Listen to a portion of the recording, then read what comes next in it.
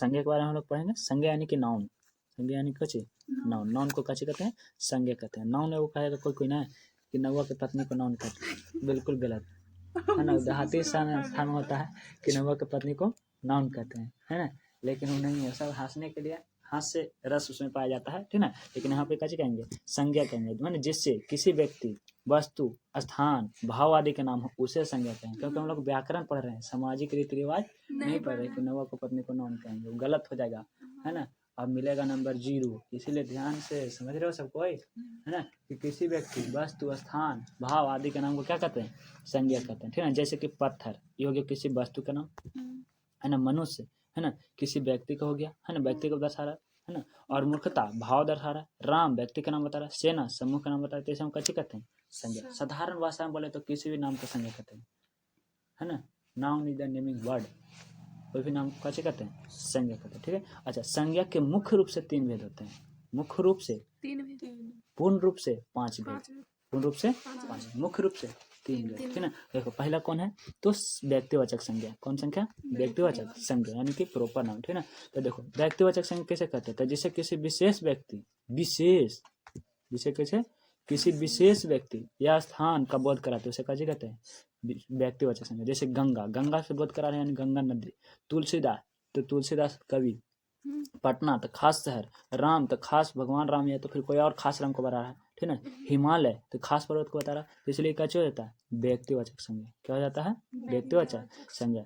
दूसरा में क्या चाहता है, तो दूसरा में आता है गणनीय, दूसरा का क्या चाहता है, गणनीय संज्ञा। कौन संज्ञा, गणनीय संज्ञा, है ना। जिस संज्ञा को गिना जा सके तो उसे क्या कहते हैं, गणनीय संज्ञा। कौन संज्ञा कहते हैं, गणनीय संज्ञा। जैसे क्या हो जाएगा, तो जातिवाचक, एक में आ जाएगा जातिवाचक और आ जाएगा समूहवाचक। ये दोनों कैसे कर सकते हैं, गिन सकते हैं, ठीक ना। तो पहले जान लेते हैं हम लोग कि जातिवाचक कहते हैं किसको, ठीक ना। तो जातिवाचक संज्ञा कैसे कहते हैं, तो जातिवाचक संज्ञा जिससे किसी वस्तु या प्राणी के संपूर्ण जाति का बोध हो, है ना, अर्थात जिसे जातिवाद का बोध होता है उसे कहते हैं हम लोग जातिवाचक संज्ञा कहते हैं ना। जैसे कि गाय, गाय कहते हैं मतलब कि हर एक तरह के गाय का बोध हो गया, लाल गाय, छोटी गाय, बड़ी गाय, काली गाय, चितकबरी गाय, सब तरह के, यानी पूरा जाति का बोध करा दिया, है ना। लड़का, लड़का कह दिया तो पूरा लड़का का बोध हो गया, राम मोहन श्याम सब कोई, है ना। लड़की कह दिया तो सब लड़की का बोध हो गया, शिक्षक कह दिया तो सब शिक्षक का बोध हो गया।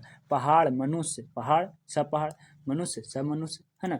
इस तरह से इसे कुछ कहते हैं जातिवाचक। इसके बाद और गणनीय में कौन आता है, तो समूहवाचक, है ना। तो पहले गणनीय वाला भाग को देख लेते हैं। तो गणनीय वाला में कैसे कहता है कि समूहवाचक संज्ञा जिसमें जीवों के समूह का बोध कराते उसे कैसे कहते हैं, समूहवाचक संज्ञा। जैसे कि गिरोह मैंने झुंड, ठीक ना, झब्बा, है ना, झुंड, दल, सभा, सेना, इस समय भीड़ रहता है, समूह रहता है, इसलिए इसे कैसे कहते हैं, समूहवाचक संज्ञा, कलेक्टिव नाउन, ठीक है ना। इसके बाद कहते हैं कौन था, अगणनीय संज्ञा। कौन गणनीय, अगणनीय। अगणनीय कहने को लोग जिसको गिना नहीं जा सकता है, जैसे कि भाववाचक संज्ञा और द्रववाचक संज्ञा, ठीक ना। देखो तब भाववाचक संज्ञा किसे कहते हैं, तब भाववाचक संज्ञा कहने का मतलब है ना कि जिससे भाव आदि का व्यक्त हो, अनुभव, दुख, सुख, इसका बोध हो, ठीक ना।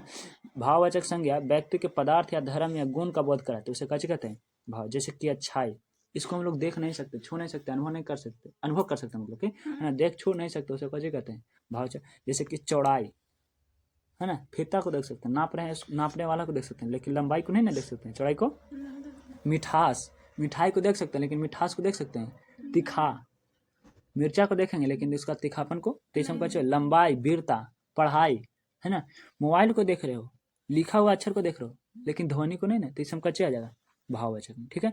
और एक होता है द्रववाचक संज्ञा। द्रववाचक संज्ञा कहने का मतलब कचे कि किसी धातु या द्रव्य का बोध कराने वाले संज्ञा को कैसे कहते हैं, द्रववाचक। अथवा इसे ऐसे कहते हैं, है ना, कि जिसे नापा या तौला जा सके तो उसे कैसे कहते हैं, द्रववाचक संज्ञा। मटेरियल मान, मटेरियल, ठीक है। जैसे में कि घी, चांदी, पानी, पीतल, सोना, ये सब का हो जाएगा द्रववाचक संज्ञा। हीरा भी, है ना, उसको कैरेट में नापा जाता है। सोना भी कैरेट नापा जाए, 24 कैरेट का शुद्ध सोना होता है लेकिन उसका गहना नहीं बनता है, ठीक है ना।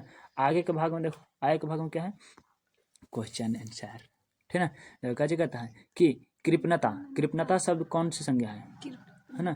कृपणता शब्द कौन सी संज्ञा है ना, तो कृपणता कहने को मतलब कि कृपा देने वाला, करने वाला, ठीक है। तो इसे कैसे हो जाएगा, व्यक्तिवाचक होगा, नहीं भाववाचक होगा, हाँ भाववाचक हो जाएगा। यहाँ पर सामने आंसर देल है, इसको ढक करके, है ना, और सेट मारना, ठीक है, चाहे तो इसको नज़रअंदाज करते हुए, ठीक है ना। कोई दिक्कत, इसको बना लेना है आप लोग को। 15 तक इधर है, 15 के बाद फिर यहाँ पर से 16, 17, 18, 19, 20, 21, 22, 24, 25। फिर अगला पार्ट बच्चन। देखो बच्चन, बच्चन कहने का मतलब कि अमिताभ बच्चन, नहीं नहीं नहीं, शिव बच्चन, बच्चन मिस्त्री, नहीं नहीं, ठीक ना, बच्चन नहीं, वैसा नहीं। बच्चन कहने का मतलब बोली, बोल बच्चन, कभी नहीं। बच्चन कहने का मतलब कि नंबर, कची नंबर, है ना। नंबर कहने का मतलब कि मोबाइल नंबर, कभी नहीं। संख्या, ठीक ना। तो मतलब कि बच्चन कहने का मतलब संख्या का बोध होगा, ठीक ना। व्याकरण में बच्चन संख्या का बोध कराता, अथवा एक या अनेक होने का जो बोध कराता है उसे कची कहते हैं, बच्चन कहते हैं, ठीक ना। तो बच्चन हिंदी व्याकरण में 2 प्रकार के, हिंदी व्याकरण के प्रकार के, इंग्लिश में भी 2 प्रकार के, संस्कृत में 3 प्रकार, है ना। हिंदी में कौन कौन, तो एक वचन और बहुवचन, एक वचन और बहुवचन। संस्कृत में एक वचन, द्विवचन, फिर बहुवचन, ठीक ना। तो एक वचन किसे कहता है, जिससे एक वस्तु या एक, है ना, का बोध होता है। एक व्यक्ति या एक वस्तु का बोध होता है, उसे कैसे कहते हैं, एक। जैसे घोड़ा, घोड़ा बोलेंगे तो एक को बोध हुआ, है ना। कन्या तो एवं कन्या के बोध हुआ, नदी तो एवं के बोध हुआ, नारी तो एवं के बोध हुआ, पुस्तक तो एक पुस्तक का बोध हुआ, मोबाइल तो एवं के बोध हुआ, है ना। अच्छा, लेकिन बहुवचन जैसे एक या एक से अधिक, एक नहीं एक से अधिक वस्तु या व्यक्ति का बोध होता है, उसे कैसे कहते हैं, बहुवचन, ठीक है ना। जैसे घोड़े, घोड़े कहने का मतलब कभी नहीं हुआ कि वो, है ना। कन्याएं, कन्याएं कहने का मतलब कि वो कन्या नहीं हुआ। नदियां, बहुत सारा, पुस्तकें बहुत सारा, मोबाइलें बहुत सारा, लड़के बहुत सारा, लड़कियां बहुत सारा, है ना। चिड़िया का चीज है बताना, ठीक है ना। अब यहाँ पर क्वेश्चन, हिंदी वचन कितने प्रकार के होते हैं, तो हिंदी वचन 2 प्रकार के। शब्द में उससे एक या अनेक होने का बोध को क्या कहते हैं, तो वचन कहते हैं। क्या कहते हैं, वचन कहते हैं, ठीक है ना। अच्छा, निम्नलिखित में से बहुवचन कौन है, तिथि, रीति, दिव्या, नदी, तो दिव्या, ठीक है ना, दिव्या। निम्नलिखित में बहुवचन कौन है, वस्तु, बहुअधिकारी, पाठकगण, तो पाठकगण, ठीक है ना। निम्नलिखित में एक वचन कौन है, तो एक वचन गायें, लता, गाय, बातें, है ना। तो देखो यहाँ पे लता हो जाए, ठीक है। निम्नलिखित में एक वचन कौन है, बहनें, बातें, बहनें, पुस्तक। यहाँ पर दोनों तो एक ही लिख दिया, लेकिन यहाँ पर सही आंसर कच्चे होगा पुस्तक, ठीक ना। इसके बाद आता है, ठीक ना, कि इस तरह से इसको कच्चे माना है, सेट माना, ठीक है। इसके बाद लिंग आता है, आएगा बाद कच्चे कहता है लिंग। लिंग कहने का मतलब कि जेंडर, कच्ची जेंडर, ठीक ना। देखो लिंग जो कहने का मतलब कि लिंग मतलब होता है रूप, रंग, आकार। लिंग मतलब कैसे होता है, रूप, रंग, है ना, रंग, आकार, ठीक है। इसका मतलब होता है चिन्ह, क्या होता है, चिन्ह या संकेत या निशान, ठीक है ना। देखो लिंग संस्कृत भाषा का शब्द है जिसका अर्थ होता है चिन्ह या संकेत, जैसे कि शिवलिंग यानी कि शिव का आकार, कि नहीं है। और जिन शब्दों को स्त्रीवाचक या पुरुषवाचक का बोध होने का कहते हैं, लिंग कहते हैं। जैसे स्त्री या पुरुष जाति का बोध हो सका कहते हैं, लिंग कहते हैं। हिंदी व्याकरण लिंग 2 प्रकार के, संस्कृत में 3 और इंग्लिश में 4, कि नहीं। हिंदी में कौन कौन, तो एगो स्त्रीलिंग एगो पुल्लिंग, ठीक ना। संस्कृत में कौन, तो स्त्रीलिंग, पुल्लिंग, उभयलिंग, है ना। और इंग्लिश में तो पुल्लिंग, स्त्रीलिंग, उभयलिंग, नपुंसकलिंग, है ना। अच्छा, तो देखो हिंदी में कौन सी पुल्लिंग, पुल्लिंग कहने का मतलब जिस पुरुषत्व का बोध हो, माने पुरुष जाति का बोध कराता है तो उसे कैसे कहते हैं हम लोग, पुल्लिंग, है ना। इस चिन्ह को कैसे कहते हैं, पुल्लिंग। जैसे कि पिता, घोड़ा, पुरुषत्व को बता रहा है, ठीक है, हो जाएगा पुल्लिंग, ठीक है। स्त्रीलिंग जिसमें स्त्री जाति का बोध हो उसे कैसे कहते हैं, स्त्रीलिंग। हालांकि, है ना, गायिका, जैसे कि स्त्रीलिंग और पुल्लिंग पहचानने में बढ़िया बढ़िया के दिमाग हिल जाता है, इसलिए इसको वाक निर्णय करके ही थोड़ा सा पकड़ा जा सकता है, ठीक है ना। उभयलिंग जिसमें नर और मादा जाति का बोध ही न पता चले, जैसे कि टीचर, टीचर बोलने से पता नहीं चला कि नर टीचर है या मादा टीचर है ना। डॉक्टर, डॉक्टर कहने से नहीं पता चला कि डॉक्टर है कि डॉक्टर साहिबा है ना। उसी तरह से नौकर, नौकर कहने से मतलब नहीं है, नौकरानी कहेंगे तब पता चल जाएगा, ठीक है ना। नर्स, नर्स कहने का मतलब ये नहीं पता चलता है ना। और नपुंसक नहीं, जैसे नर जाति और मादा जाति के पता नहीं चले, जैसे कि चापाकल, अब इसको से कोची कहते हैं, पुरुष है स्त्री है ना। उसके कॉमन, है ना, ये चल जाता है न्यूटर जेंडर में, कच्चे में छोटे मोटे कीड़े मकोड़ा सबको न्यूटर जेंडर। तो इंग्लिश में हम लोग का 4 पढ़ना है ना। यहाँ पर देखो अग्नि, अग्नि का चाहिए तो अग्नि के काची कहेंगे कि अग्नि जल रही है, ठीक ना।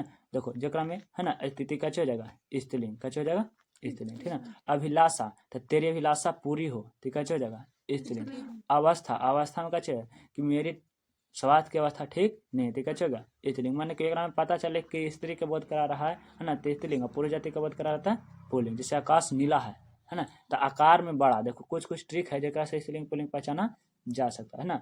आकार में बड़ा, आकार में बड़ा, शक्तिशाली, क्रूरता, है ना, वीरता, शौर्य, है ना। गुस्सा ये सब जब देखा है ना तो ओकरा कथी कह सकते हैं, पुरुष कह सकते हैं, ठीक है ना। पुरुषोत्तम तो माने कि पुल्लिंग कह सकते हैं। लेकिन मधुरता, कोमलता, डर, है ना, कमजोरी, है ना, चाहे तो फिर सुंदरता, ये सब की व्याख्या करे तो समझ आओ कचे है। जैसे कि देखा है ना, आगे कचे कहता है कि आचरण, है ना। तो आचरण कचे कह रहा है, आचरण मतलब कि बहुत हार्ड चीज है। कहता है कि आदमी को अपना आचरण, है ना, कैरेक्टर जो है कचे रखना चाहिए, अच्छा रखना चाहिए, अपना आचरण पवित्र रखें, है ना। तो इसलिए कचे होता है बोली। आलोचना, आलोचना का एक मतलब कची, किसी की बातों को फैलाना, अफवाह फैलाना, है ना। तो इसमें थोड़ा सा हीनता का भाव आ रहा है, कमजोरी का भाव आ रहा है, इसलिए कच हो गया। इसलिए आँख, है ना, आँख कच सुंदरता का बोध कराता है कि नहीं। चाहे तो फिर कची थोड़ा नाजुक चीज है टेंशन में, तो इस तरह से कचे होता है। इसलिए तीस में कुछ कुछ ट्रिक है जेकरा वैसे कचे हो सकता है ना। आंसू, आंसू तो नॉर्मल बात पर आता नहीं, हार्ड बात पर आता है ना। कड़ा के दिखा रहा है तो कचे हो जाएगा कि आंसू टपक पड़े, ठीक अच्छी है पुलिंग, ठीक ना। तो इस तरह से स्त्रीलिंग और पुलिंग है, और इसको थोड़ा सा देखते चलना है, ठीक है। और इसके बाद फिर इसको से कुछ क्वेश्चन आंसर रहेगा, ठीक ना। तकदीर स्त्रीलिंग, तस्वीर स्त्रीलिंग, दही पुल्लिंग, दही का है पुल्लिंग, ठीक ना। और दीपक पुल्लिंग, धूल स्त्रीलिंग, ठीक है। तो इसको स्त्रीलिंग पुल्लिंग को एक बार देख लेना है ना। एक बार फिर पहले सेट बनाना है। चलो सेट बनाओ।